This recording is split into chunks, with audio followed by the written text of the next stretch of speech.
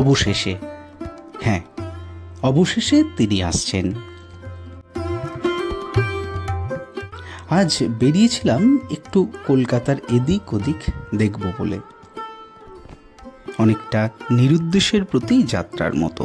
জানি না কোথায় যাব, সময় যেখানে টেনে নিয়ে যাবে সেখানেই মানে গন্তব্যহীন যাত্রা। তো শ্যামবাজার টপকাতেই ফুটপাথ জুড়ে বিজ্ঞাপনের এমন বহর দেখে মনে পড়ে গেল শঙ্খ ঘোষের সেই বিখ্যাত কবিতাটা, মুখ ঢেকে যায় বিজ্ঞাপনে।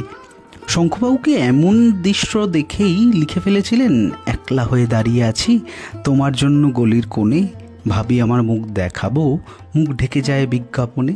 কি জানি, এইসব দেখতে দেখতেই হঠাৎ মনে পড়ল যে জায়গাটায় দাঁড়িয়ে আছি তার থেকে কয়েক পা হাঁটলেই কুমোরটুলি।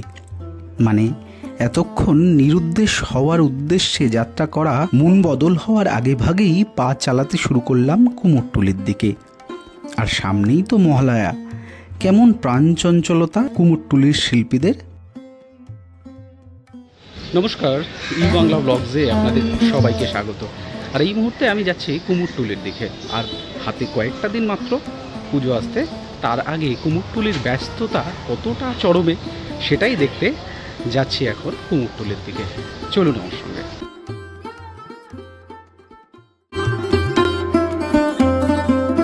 এই সেই গলি, আমি প্রায় সারা বছরই এখানে আসি। আসলে মন কেমন করা একটা পিছু টান যেন রয়েই গিয়েছে এই গলির প্রতি। আজ দেখছি প্রচুর মানুষের ভিড়, প্রচুর মানুষের আনাগোনা। পুজোর আগে প্রতিবারই এই দৃশ্যই দেখি।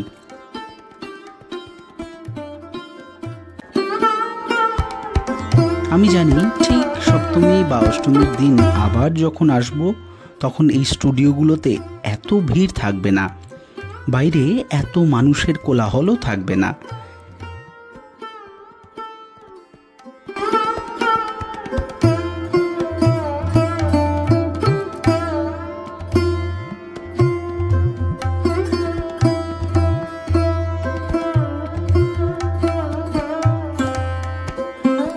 এই দুর্গা ঠাকুরগুলো মণ্ডপে চলে গেলে তখন খালি থাকবে স্টুডিওগুলো, তখন আবার অন্যরকম একটা অনুভূতি।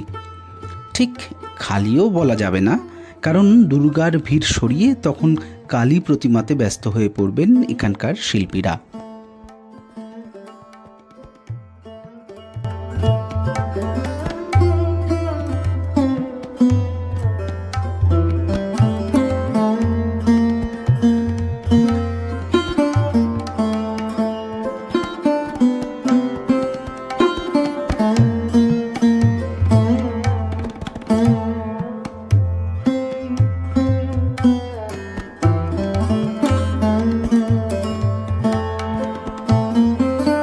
গলি টপকে একের পর এক স্টুডিওতে মুখ বাড়াই।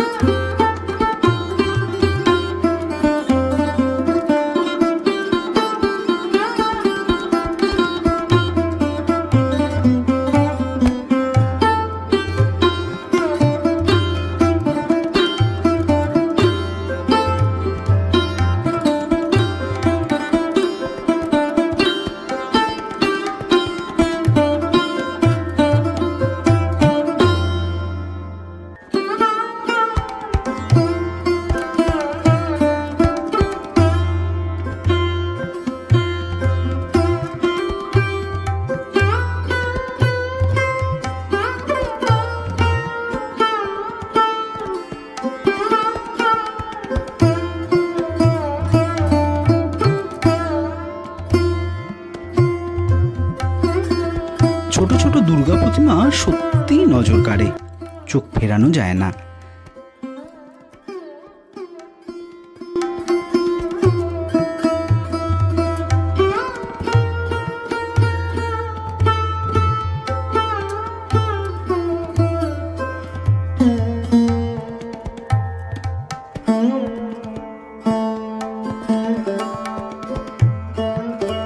আর এগুলো হচ্ছে বিশাল বিশাল প্রতিমার সাজ অলংকার।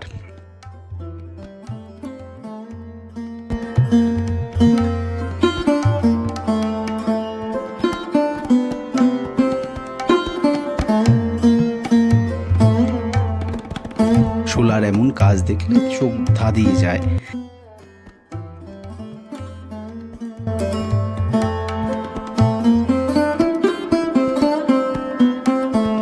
এই ঠাকুরটা নির্ঘাত কোনো বাড়িতে যাবে।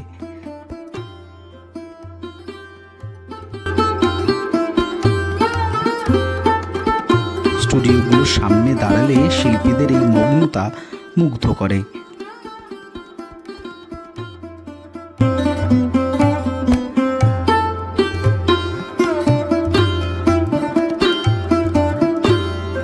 আবার এগিয়ে যাই সামনের দিকে।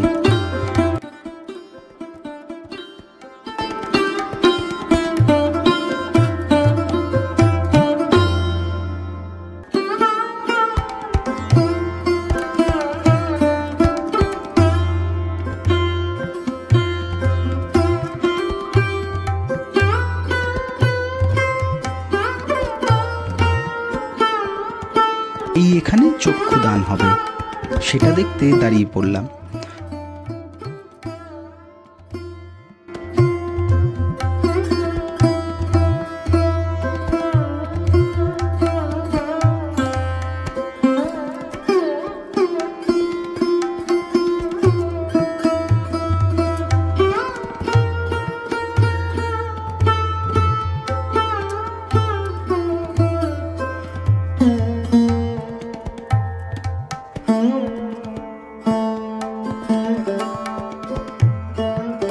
কুমোরটুলি এলে শুধুই যেন মুগ্ধতা ছড়িয়ে যায় মনে। কি নিবিড় নিষ্ঠার সঙ্গে শিল্পীরা কাজ করেন এখানে। সারা বিশ্ব কুর্নিশ করে এই কুমোরটুলিকে, এর জন্যই তো।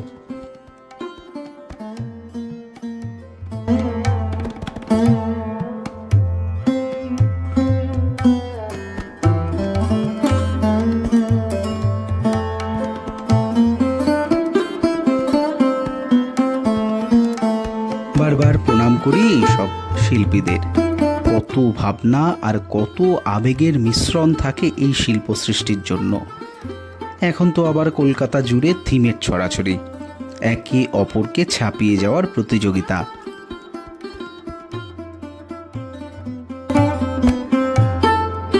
দেখতে দেখতে বেশ সময় কেটে যায়, ঘন্টার পর ঘন্টা, বোঝাও যায় না। আপাতত আজকের মতো ভিডিও এখানে শেষ করতে হচ্ছে। ভালো লাগলে অবশ্যই সাবস্ক্রাইব করবেন আমাদের ইউটিউব চ্যানেল ই বাংলা ব্লগসকে। আর যদি ভালো লেগে থাকে তাহলে অবশ্যই লাইক, শেয়ার এবং কমেন্ট করবেন।